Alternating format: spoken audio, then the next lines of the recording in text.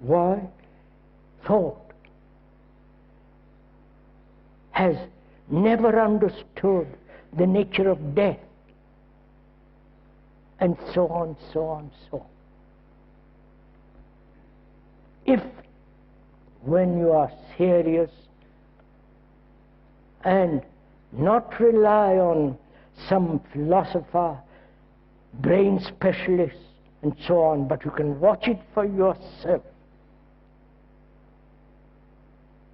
which is why thought, which has done extraordinary things to help man, and also why thought at the same time bringing about such degradation, degeneration, destruction. Right?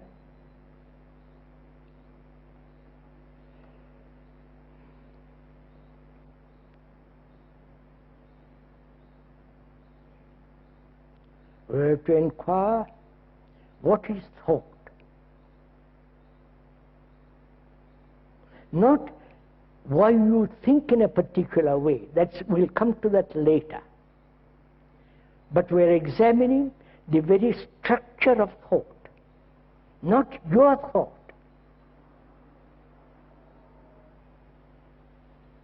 Because it's very obvious what your thought is, because you have been programmed. As an engineer, as a poet, as a scientist, as a housewife, as a scholar, as a religious man, a guru, you've been trained.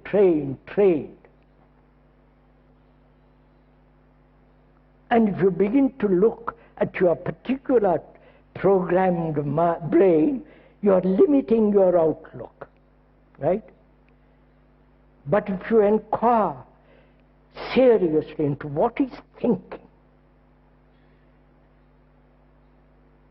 then you enter into quite a different dimension.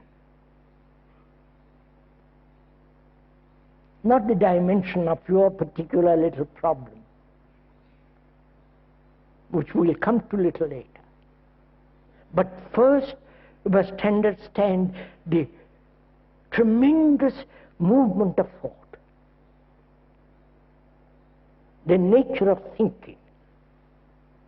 Not as a philosopher, not as a religious man, not as a particular profession or a housewife, this or that, but the enormous vitality of thinking.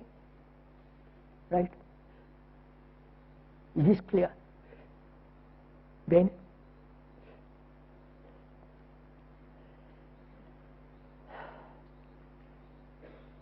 should we stop here? It's 11:30. Can you tolerate more?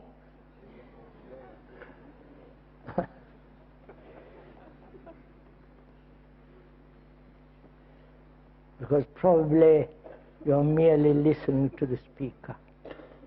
You're not actually working. You're not actually listening, watching, examining, exploring it yourself.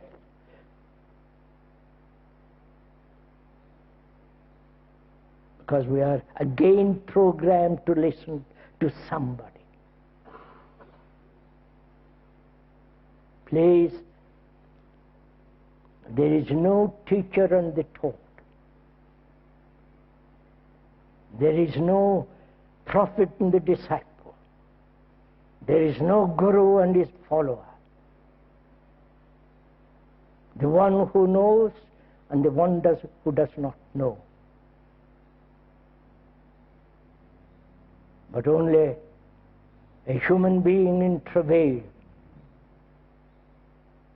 It's only the man who is stepped out of all this, he knows what is truth. We'll come to that much later. So, since it's 11:30, shall we go on with it?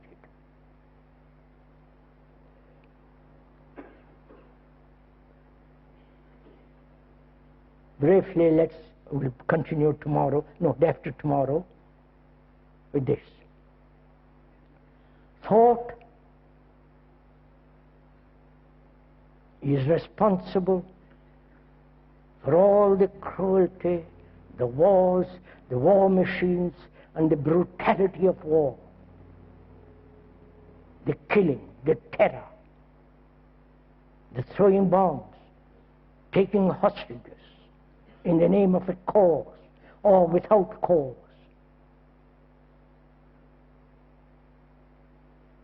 Thought is also responsible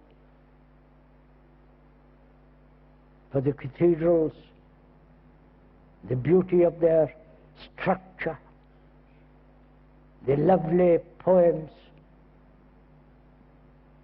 It is also responsible for all that. Thought is also responsible for all the technological development, the computer with its extraordinary capacity to learn and go beyond man. Thought. So we have to inquire into thought. What is thinking?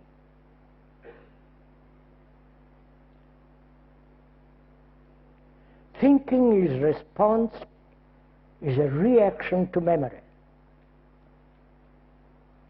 Right? If you had no memory, you wouldn't be able to think.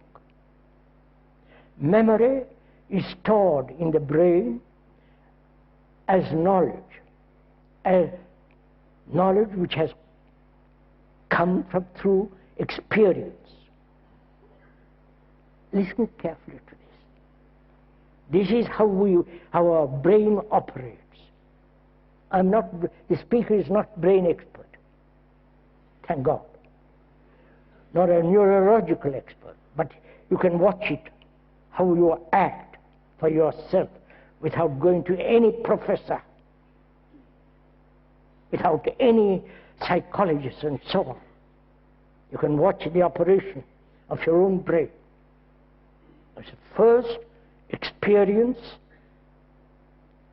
that experience may have been from the beginning of man, which we have inherited. That experience gives knowledge. Then that knowledge is stored up in the brain.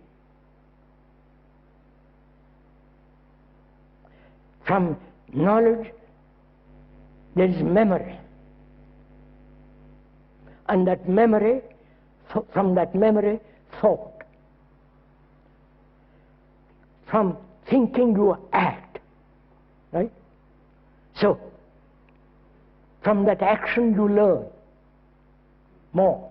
So you repeat the cycle. You understand?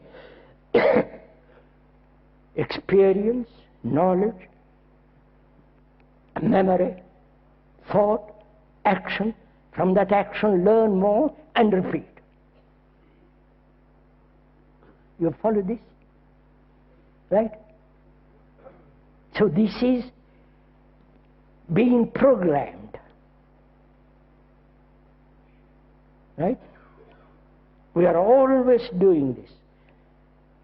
Having remembered pain, future to avoid pain, and not do the thing that will cause pain, which becomes knowledge, repeat that. Sexual pleasure, repeat that. This